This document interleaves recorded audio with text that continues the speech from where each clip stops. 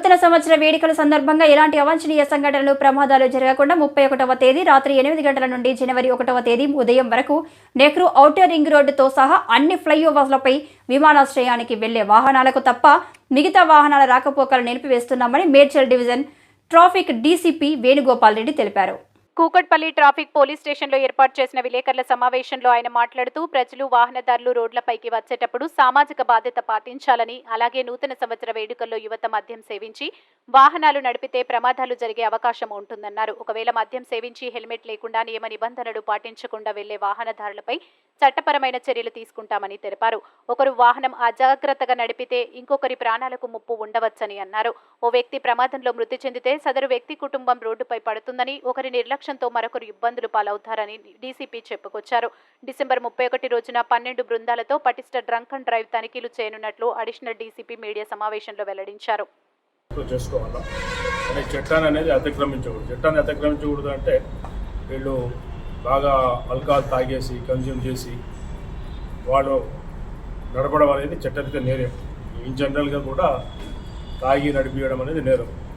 So ఇంకోటి దీంట్లో ఏమవుతుందంటే వాళ్ళు తాగి నడిపిస్తూ వాళ్లకు నష్టం, వాళ్ళ కుటుంబానికి నష్టం, యాక్సిడెంట్స్ అయినప్పుడు చనిపోయినప్పుడు కానీ వాళ్ళు కాలు చేతులు ఇచ్చినప్పుడు కానీ వాళ్లకు నష్టం.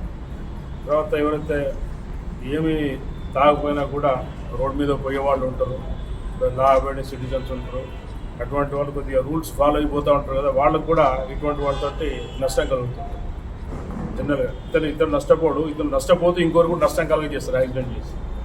సో దీంట్లో ఏం చేస్తారంటే మ్యూజిక్ పెట్టడము, హై పీచ్లో సౌండ్ పెట్టడము, తర్వాత ఎక్కువ కన్జ్యూమ్ చేయడము, నలుగురు ఉండే దగ్గర బండ్లో కూడా 6 మంది ఉండాలనుకోండి. ఓపెంట కొత్త కార్లోనే ఉన్నాయి కదా, పైన ఓపెన్ చేసి ఉంటుంది అంటే బటన్ పెట్టి, ఇప్పుడు లేటెస్ట్గా చాలా బండ్లు వచ్చినాయి, బటన్ ఓపెన్ చేస్తే ఏమైంది అది బయట 4-5 ముఖాలు కనపడుతూ ఉంటాయి.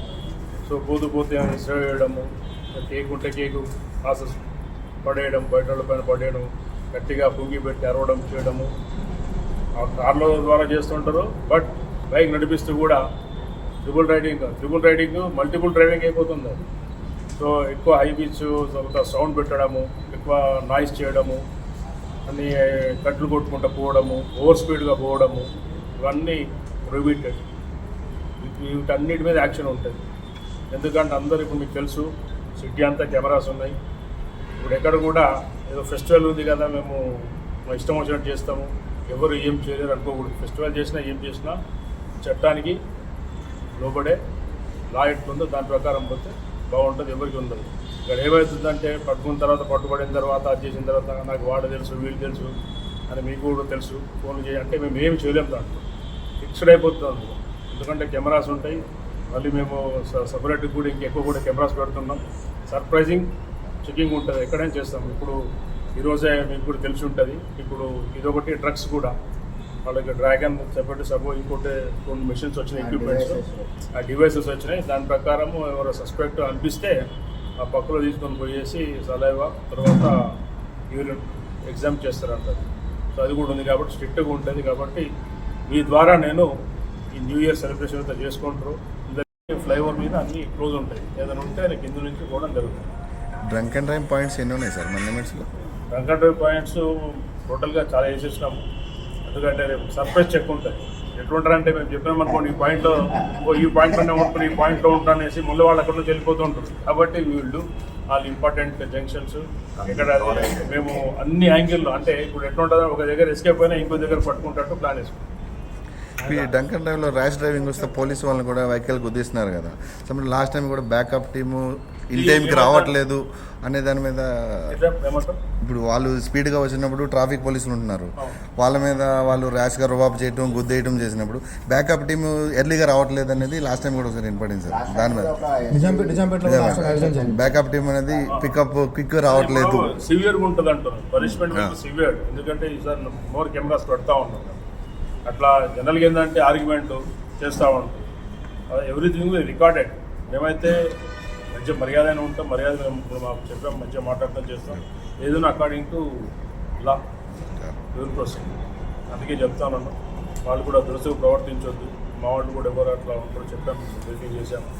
కాబట్టి మీ ద్వారా నేను కోరుకునేది మరీ కోరుకునేది ఏంటంటే ఒక లిమిట్లో పద్ధతి ప్రకారం ఏ పద్ధతి అయితే చేసుకోవాలో ఆ పద్ధతిలో చేసుకోవాలి. ఆ పద్ధతి కానప్పుడు అట్రాక్ట్ ది లా కింద యాక్షన్ ఈ తీసుకోవాలి. డ్రంక్ అండ్ డ్రైవ్ లో మైనర్ పిల్లలు డ్రైవింగ్ లో దొరికితే వాళ్ళ మీద ఎటువంటి చట్టాలు పిల్లలతో డ్రైవ్ చేస్తే వాళ్ళకి ఎవరైతే బండి ఇస్తారో వాళ్ళకి పనిష్మెంట్ ఉంటుంది.